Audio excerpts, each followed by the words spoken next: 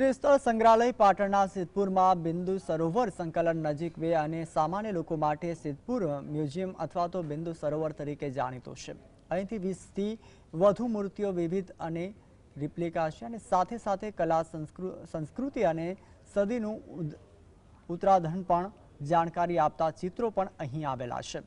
અહીં દેશના વિવિધ ભાગોમાંથી મુલાકાતીઓ પણ આવતા હોય છે અને મુલાકાત લે છે।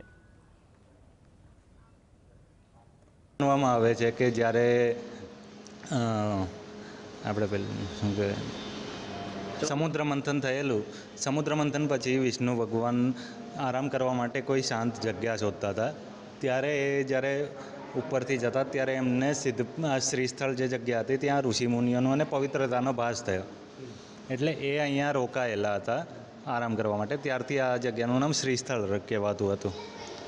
મ્યુઝિયમ જે બનાવવામાં આવેલું છે જે 2017માં ઇનોગ્રેશન થયેલું હતું ને ત્યારથી લોકો માટે ખુલ્લું મૂકવામાં આવેલું છે। यहाँ पे आके बहुत प्रसन्नता हुई। यहाँ पे मातृका हम पूजा करने के लिए आए थे। सरस्वती नदी पे भी गए, उधर महादेव जी के दर्शन करे। म्यूजियम में भी आए। यहाँ पे कोरीव काम है, सब पत्थरों का ससरालय है। देख के बहुत मन प्रसन्न हुआ हमारा। શહેર પાટણ એનો અમૂલ્ય વારસો જે કહી શકાય ને કે આ એક ઐતિહાસિક શહેર છે જ્યાં સદીઓથી વારસો સચવાયેલો છે। ત્યારે જે પાટણના ઐતિહાસિક વારસાની જે અવશેષો છે એ અવશેષોને સારી રીતે એને એક જગ્યાએ સ્ટોર કરવા માટે લગભગ સિદ્ધપુરમાં અત્યારે હાલ શ્રીસ્થળ નામનું એક મ્યુઝિયમ છે। આ મ્યુઝિયમમાં અલભ્ય વસ્તુઓ છે જે ગૌરવ લેવાની બાબત છે પાટણ જિલ્લાવાસીઓ માટે, કારણ કે આ જે મ્યુઝિયમ છે મ્યુઝિયમમાં લગભગ સદીઓનો ઇતિહાસ સચવાયેલો છે। અહીંયા જે વસ્તુઓ છે એ ખરેખર જાણકાર માટે ખૂબ જ જે શોખીન છે સ્કલ્પચરના એ લોકો માટે ખૂબ જ સારો એક વિષય છે।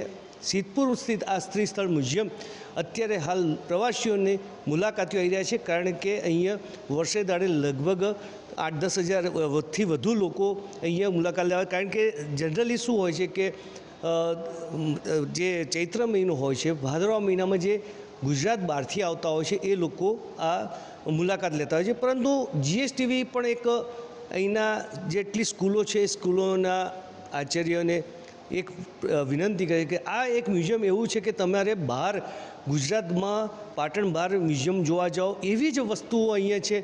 એટલી સરસ રેપ્લિકા પણ બનાવેલી છે। અહીંયા જે આર્કિટેક્ટનો નમૂનો છે એ ચૌલ વંશ સાથેનો જોડાયેલો છે, એટલે ચૌલ વંશ એટલે કે દક્ષિણ અને ઉત્તરનો જે સમન્વય થયેલો છે। અને સિદ્ધરાજ જયસિંહ જે પોતે એક કલાપ્રિય હતો, સંસ્કૃતપ્રિય હતો, એના જે કારણે આ વસ્તુઓ અત્યારે ઇતિહાસની સચવાયેલી છે। આ આપણો ઐતિહાસિક વારસો સાચવવી ખૂબ જ જરૂર છે। એનું સુંદર મજાનું કામ અત્યારે શ્રીસ્થળ ખાતે પુરાતત્વ વિભાગ અને યુવક સેવા સાંસ્કૃતિક વિભાગ દ્વારા થઈ રહ્યું છે। અલ્કેશ પંડ્યા, જીએસટીવી, પાટણ।